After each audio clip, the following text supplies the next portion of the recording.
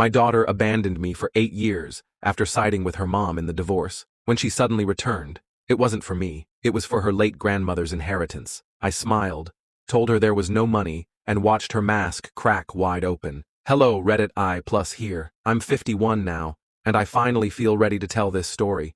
The one about how my daughter disappeared from my life for nearly a decade, only to come back when there was money on the table. If you've ever been betrayed by your own blood, you'll understand why this still stings. 8 years ago, my marriage to Sophie ended after 23 years. We had a daughter, Lily, who was 24 at the time. From the day she was born, she was my shadow. I owned a small but successful carpentry business, and I made my schedule around her life. I was the one braiding her hair before school, driving her to dance classes, standing in the rain during her soccer games. Every Saturday, we'd go to the lumberyard together, me looking for materials, her picking out little offcuts for projects. We weren't just father and daughter, we were best friends, which is why it broke me when she immediately took Sophie's side after the divorce, without ever hearing me out. Overnight, she blocked my number, unfollowed me, and acted like I didn't exist. Sophie was a local lifestyle influencer before influencers were even a thing. She had friends in media, knew all the right people, and she knew how to work a crowd. In the weeks after I moved out, she painted me as a selfish workaholic who emotionally abandoned his family. The kicker? One of her journalist friends wrote a thinly veiled op-ed about men who put their craft before their children, featuring examples that were clearly about me. Lily never asked for my side. She just accepted the version where I was the villain and erased me from her life. I tried calling, texting, showing up at her apartment. Sophie threatened to get a restraining order if I didn't stop, so I stopped. I threw myself into work and into caring for my mother, Margaret, who had been diagnosed with early dementia. Holidays were the worst. My mother would set an extra place at the table, just in case Lily comes by. And every time Lily didn't show, I had to lie and tell her Lily was just busy. 3 years before she passed, my mother made a painful decision. She doesn't even call me Daniel, she said, crying in the kitchen one night. I never hurt her, I never picked sides, but she's punishing me like I'm the enemy. I can't leave everything I've worked for to someone who treats me like I'm already dead. That night, she changed her will. Everything would go to me.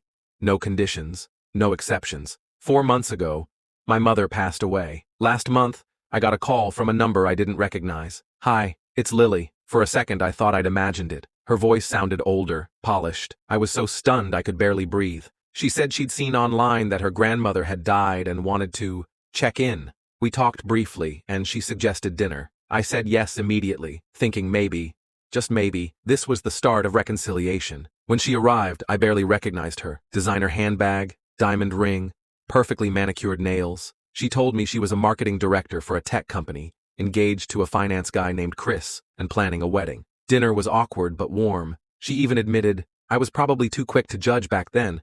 Mom made it sound simple, but maybe it wasn't. For the first time in years, I let hope in. Then, after dessert, she shifted in her chair. Dad, when Grandma passed, I was expecting to hear from her lawyers.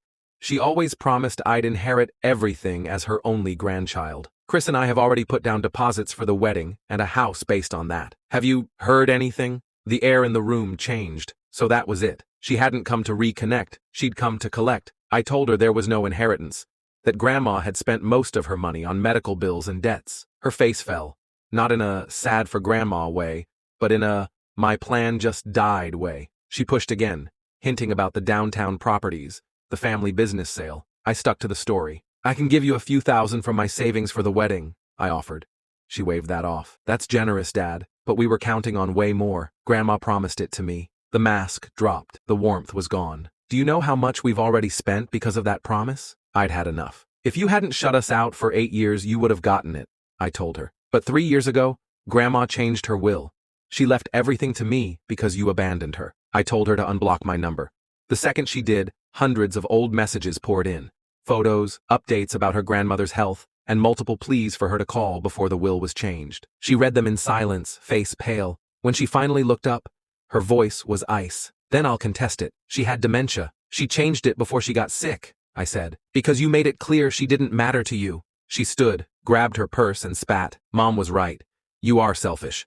I hope you rot alone. The door slammed. I sat there a long time, feeling both gutted and strangely free. 1 week later, Sophie showed up at my door. First time I'd seen her in 8 years. She didn't bother with small talk. Lily told me about the inheritance. You know your mother always intended it for her. Don't punish her for being young and emotional during the divorce. She was 24, Sophie. She knew what she was doing. She was protecting herself, Sophie argued. No, she was choosing sides, and she chose to abandon not just me but her grandmother. Choices have consequences. Sophie left without another word. That was the moment I realized. They weren't here for family. They were here for the gold, and I wasn't giving them a single coin. Thought Sophie's visit was the end of it. I was wrong. 2 weeks later, I came home from work to find an envelope taped to my door. Inside, legal papers. Lily was officially contesting my mother's will. The claim? Undue influence and mental incompetence due to dementia. It was almost laughable.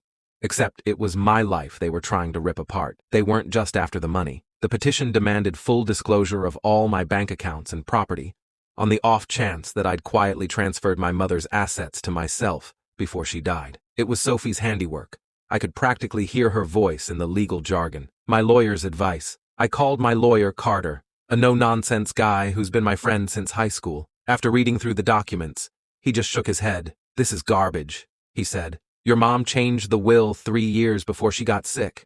There are medical evaluations from that time showing she was sharp as a tack. You've got dated emails, letters, and witnesses who can confirm she made the decision because Lily cut her off. They'll lose. Then let's fight," I said. The hearing. When the day came, Lily walked into the courtroom with Sophie at her side, both dressed like they were attending a charity gala instead of a legal proceeding. Lily wouldn't look at me. Sophie did, smiling, like she'd already won. Their lawyer tried to paint a picture of a vulnerable old woman manipulated by her bitter, vengeful son. Then Carter stood up. "Your Honor, this isn't about dementia.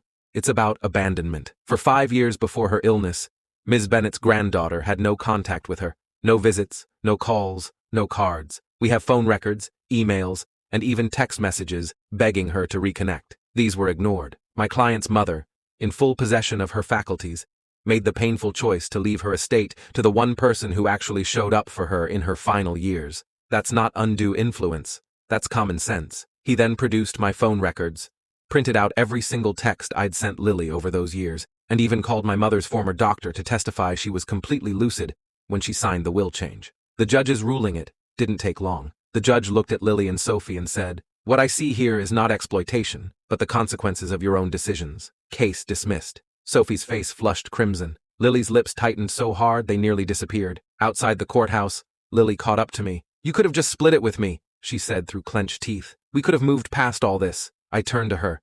"Lily, you didn't want to move past anything. You wanted the money. That's all this has ever been about." "You're going to die alone," she snapped.